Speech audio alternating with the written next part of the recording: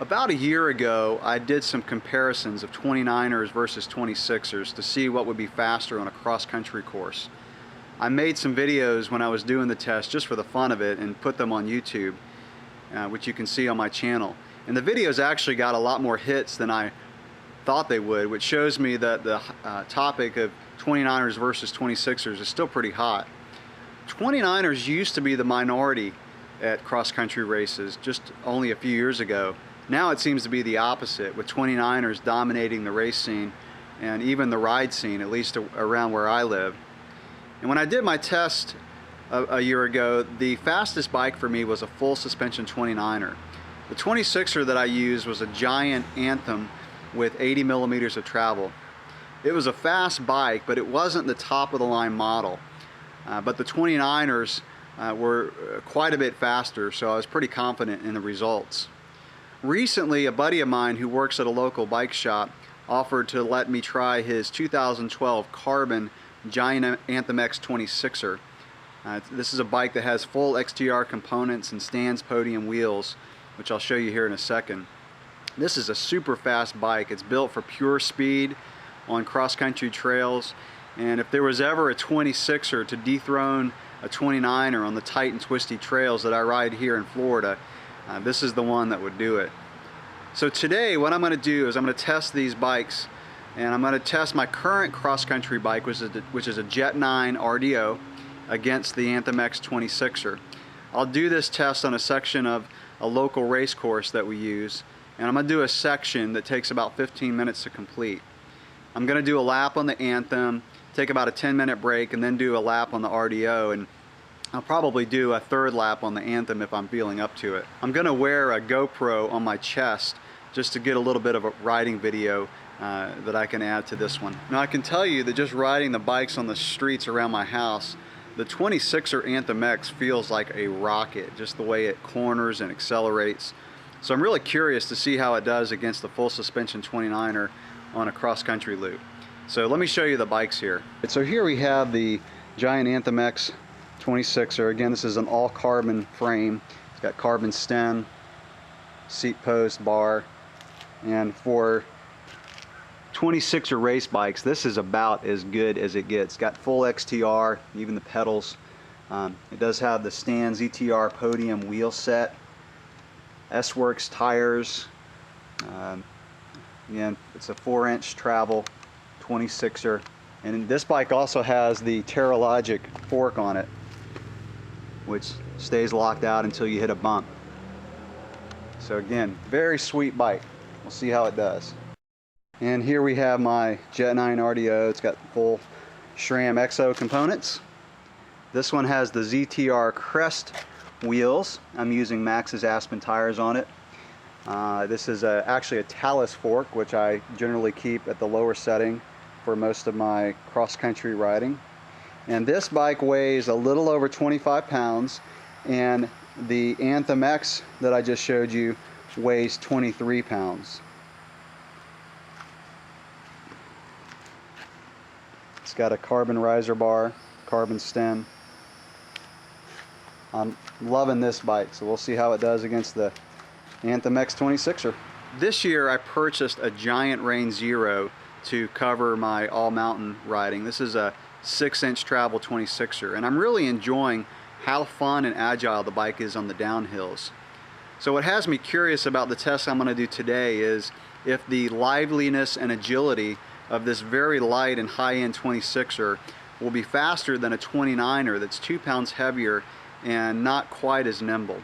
So it's time to get suited up to ride and head off to the trails and find out.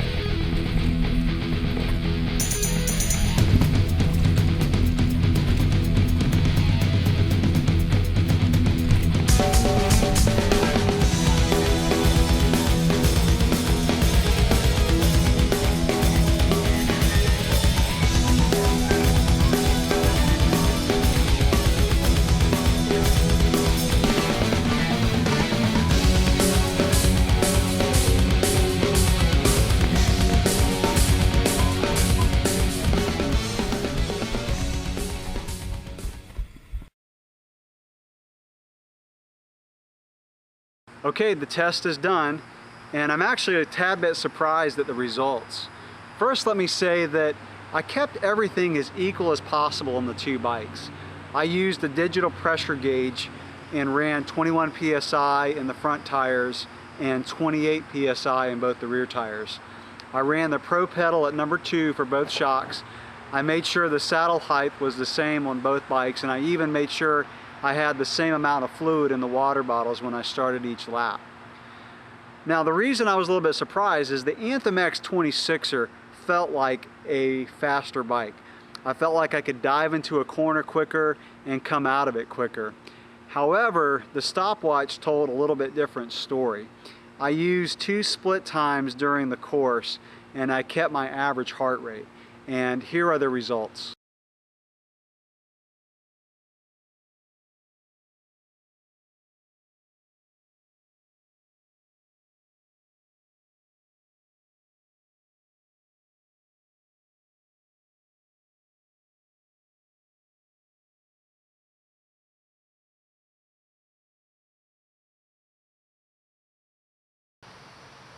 Now, obviously, I felt the freshest on my first lap and just slightly less fresh on my second lap.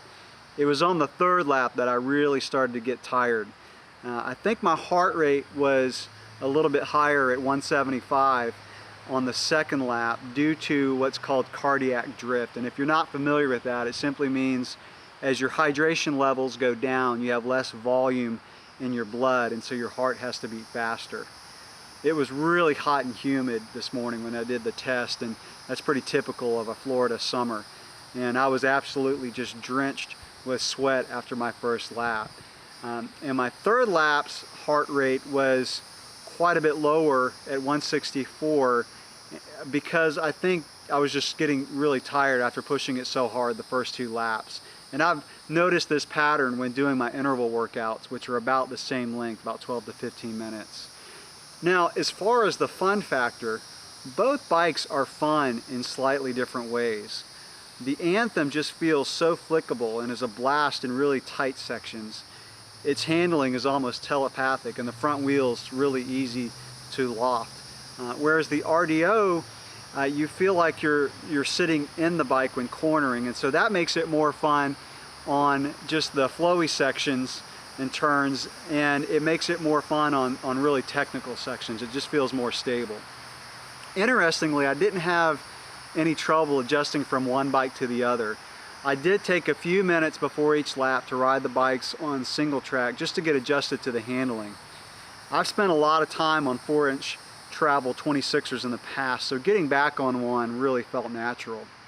So my conclusion is that if your goal is to get from point A to point B as fast as possible, a 29er is probably the way to go on most trails and race courses. If your goal is simply to go out and have fun, the decision isn't quite as clear-cut. It's fun to flick a bike over the trail and go around berms and jumps and just throw it around, and that's where 26ers really shine. It's also fun to clear technical climbs and flow down trails, as well as, of course, beat your buddies on a ride or a race course, and that's where 29ers shine. So if you have to pick between one bike, you'll have to assess your goals and do some test riding. For me, I love having a 4-inch travel 29er for races and fast cross-country riding, and a 6-inch travel 26er for pure fun, particularly when riding up in the mountains. Even though my Giant Rain doesn't climb as well as my 29er, it's a blast on descents, especially rough and technical ones. I'm going to put the full side-by-side lap video as a separate video on my channel since it wouldn't all fit on this video, in case you're interested in watching it. So I hope you enjoyed it, and whatever bike you choose, have fun and ride safe.